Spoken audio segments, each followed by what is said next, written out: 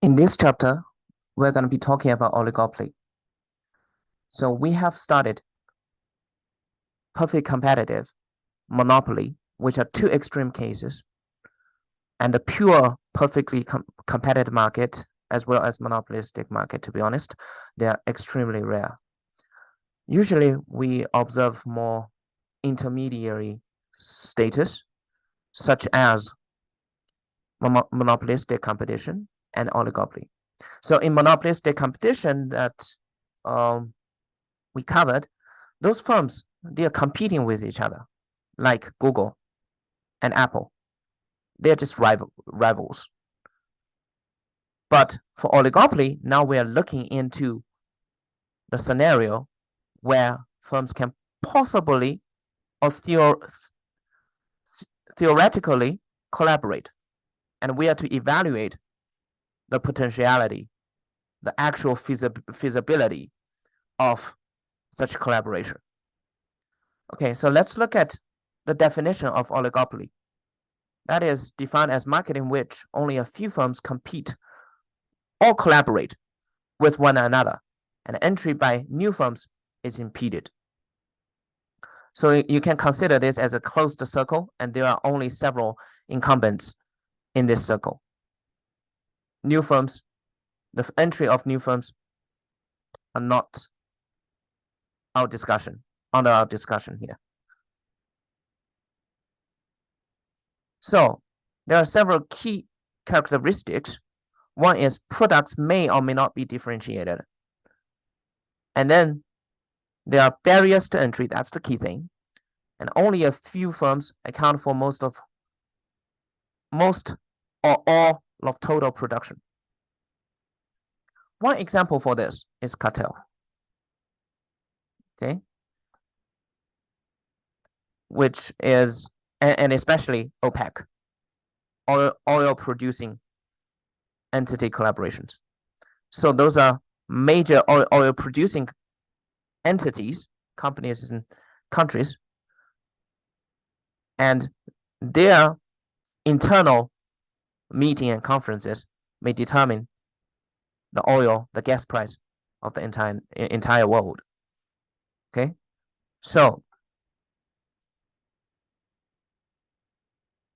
let's look at this. So this is how cartel is defined. Producers in the cartel explicitly agree to collaborate in the set price and output levels.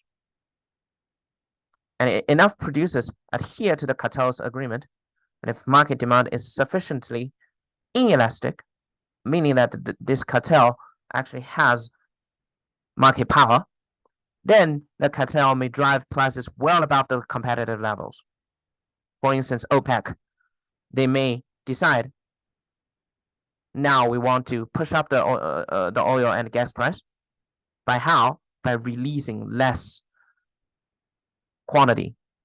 lower quantity of gas or crude oil to the market for this period of time. And inside cartel, there are multiple nations, companies, stuff like that. And what they are going to do is, now it's like all for one, one for all for one, right? All for one, all those firms comply with the cooperation and they just produce under the spirit of reducing, under the target, towards the target of reducing the output level. Right? And then one for all, and then this cartel, which is the only oil producing entity, oil supplying entity, they provide crude oil to the market, and there forms a uniform price, which is a higher price than marginal cost of production, right? Because people's inelasticity in gas consumption. Then every firm inside the cartel can benefit from this kind of monopolistic pricing. Okay.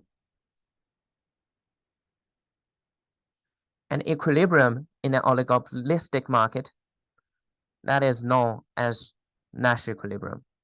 So in an oligopolistic market, a firm sets price on output based partly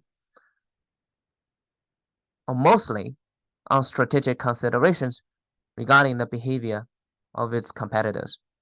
So because, say, inside this market, there are only incumbents, there are no new firms, there are no threat or challenges coming from new entrants, then what you can do here is think about the strategy of your rivals and make the best counter strategy so as to make sure that you don't lose the competition with the few other rivals.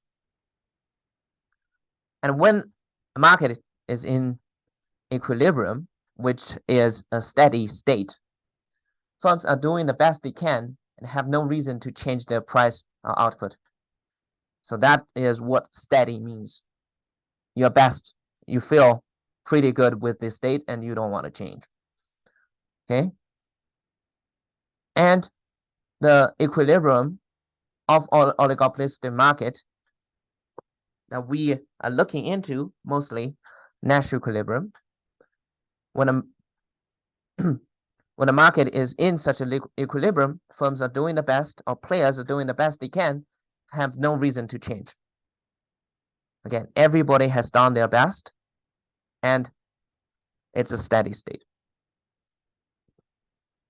And here the provision is given what its competitors are doing. So here you see why we spend the time introducing the assumption and the characteristics of oligopolistic market. It's a closed circle, and then you're just thinking of looking over your shoulder and how you can possibly stand out from a few contestants. And to make the analysis simple, we narrow down, and we focus on duopoly market. That is market in which two firms competing with each other. And here, this is one of the famous example. Before getting into the detail of duopoly, let's look at the famous example, which is prisoner's dilemma.